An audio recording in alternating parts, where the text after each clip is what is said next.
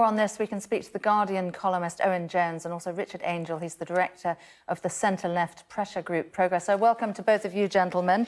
If we can start by talking about Frank Field first. I mean, an MP of 4 decades standing. And Owen Jones, you don't think that he is a loss to the Labour Party? Well, to be honest, I called for him to be deselected back in 2010, so I've probably a bit of form on this, and that's because back then he worked for the government, David Cameron's Tory-led government, as a so-called child poverty czar, called for child poverty targets to be abolished and said the Conservatives weren't cracking down on the work shy sufficiently. The truth is about the matter is the reason Frank Field has gone is he jumped before he was pushed. He voted a few weeks ago to save Theresa May. He and 3 other rebels. Without them, Theresa May would have lost a critical vote on a hard Tory Brexit plans.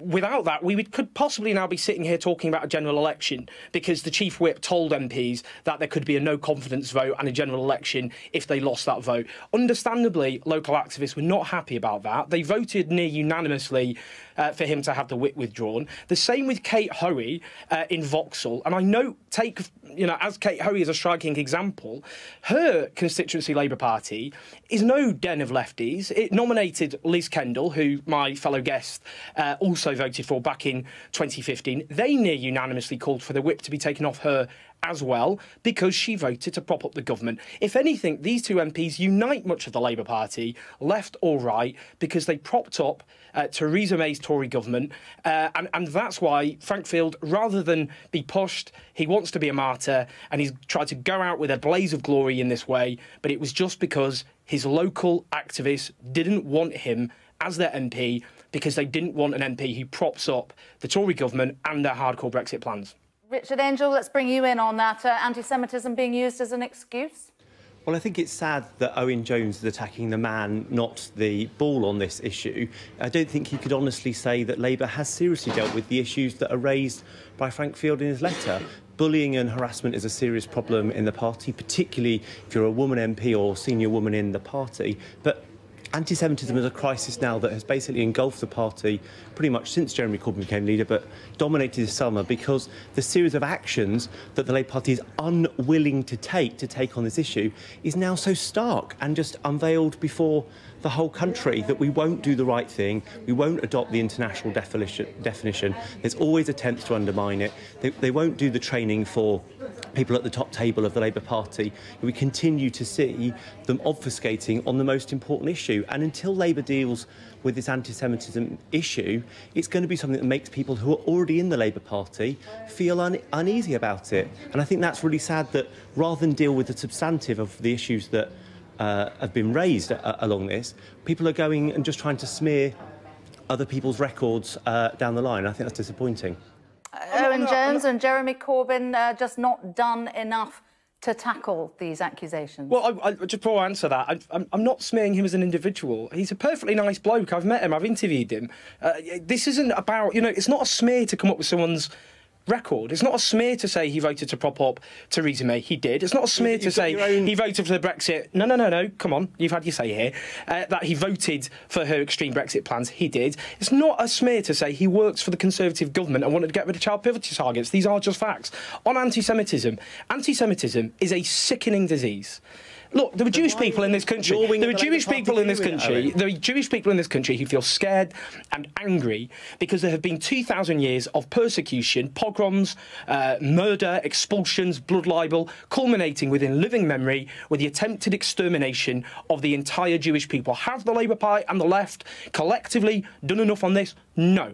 And the collapse in trust between Labour and the Labour Party and Jewish people in this country goes back many years. It predates Corbyn becoming leader. What do I want us to do? You've got a bigger platform than all of us. Say in front of the viewers, what should Labour do? Take action on anti-Semitism. Say now. Richard Angel, let's hear from you. Oh, Richard Angel now. Am I supposed to answer that or not? Sorry. I can answer it, but it depends on Rich. Well, I'm trying to, but you keep yelling. He needs to be able to speak without you shouting over him, Owen. Richard. Oh, right. I was trying to answer his question, but fine. Richard? Well, I think the simple reality is you've got to outline the action you'll take. Hand-wringing about anti-Semitism isn't solving the problem. You know, the people that you've supported for the NEC are part of the problem. They're not the people that are taking action. They're not the people who are sending people to the NCC. They're not the people adopting the highest standards on tackling anti-Semitism. You know, you have the ear of the leadership. Outline now what you think they should do about tackling anti-Semitism, and then we won't have stories about internal Labour Party problems. We'll have them about the country that we seek to govern and the Tories who we seek to replace. We need a dramatic acceleration in the disciplinary procedures to get people who are anti-Semitic thrown out the Labour Party. There's already been progress on that. Anti-Semites are being suspended and kicked out of the Labour Party. They are a minority. The vast majority of the Labour Party and the left abhor anti-Semitism. There are some who are blatant, disgusting, vile anti-Semites, and they need to be thrown out. And we need far more dramatic acceleration on that. I would also like, yes, to have a national initiative where the Labour Party focuses on going around Jewish communities, talking to them, listening to them, and trying to build a bridge which has been broken. But I have to say, that isn't why Frank Field has left the Labour Party. He did it, again, because his local activists were angry about the fact that he voted to prop up Theresa May and voted for extreme Brexit proposals, which is why in Vauxhall, I might add, amongst those who called for no confidence and the whip to be withdrawn from Kate Hoey were supporters of Progress, the very organisation which Richard Angel here is a director of. This is an issue which has caused huge anger across the Labour Party, left, centre and right, because they voted to prop up this government. And it does not do the serious, deadly issue of anti-Semitism any credit whatsoever to confuse a man who did not want to be deselected for propping up Theresa May with the issue of anti-Semitism. And I think it's perverse to do that, frankly. There's two issues it's worth being very... Can I just very quickly come back on two of those things? Firstly, the Birkenhead CLP, in one of their local meetings, somebody invited the Jewish Labour movement to come and provide training on tackling anti-Semitism. That was opposed because they have links with Israel and ISIS. Somebody then wrote that in the minutes, and another person emailed that round to hundreds of party members locally. We have institutional anti-Semitism in our party, and it is in Birkenhead under Frank Field's nose, and he at least is trying to sort it out. Others should do the same. Secondly, I stand second to nobody in my pro-European fight to get the Labour Party to stop being a midwife to Theresa May's Brexit. And what happened on the day of the vote in question that Owen has been talking about is that Labour was starting by abstaining on that vote. But leading moderates and centre-left people like Chris Leslie and Chuck Ramona changed the front bench opinion and made sure we voted against it. They forgot to tell most people that that was the whip. They forgot to call the Lib Dems and the SNP to make sure they turned up. We famously, Tim Farron and Vince Cable were away on that day. And we could have had plenty more Labour MPs turning up to vote down a hard Brexit, but when they got out of bed that morning and had breakfast, they were determined to abstain on a Tory motion about a hard Brexit. So it is welcome that Owen has finally joined the campaign to stop Brexit happening, and the front bench are retrospectively joining in on that. But until they commit to a single market future for this country and a people's vote for the future, they're not actually doing their bit. They're just using this to attack four Labour MPs who have had independent thought, which was the very thing that elected Jeremy Corbyn as leader of the Labour Party. The fact that he'd stood out against the crowd for many years. So just on that, look, Labour have consistently voted against the Tories' Brexit plans. And the Labour plan is, yeah, of course, we have to deal with the fact we lost the referendum, which sucked. I don't like Brexit any more than Richard Angel did, but we did lose that referendum. And Labour are trying to straddle that division of the fact that people did vote, a slight majority, to leave the European Union, with the 48% of us who voted to remain. And that means staying in a customs union whilst accepting the EU referendum result. And that's the position they've had.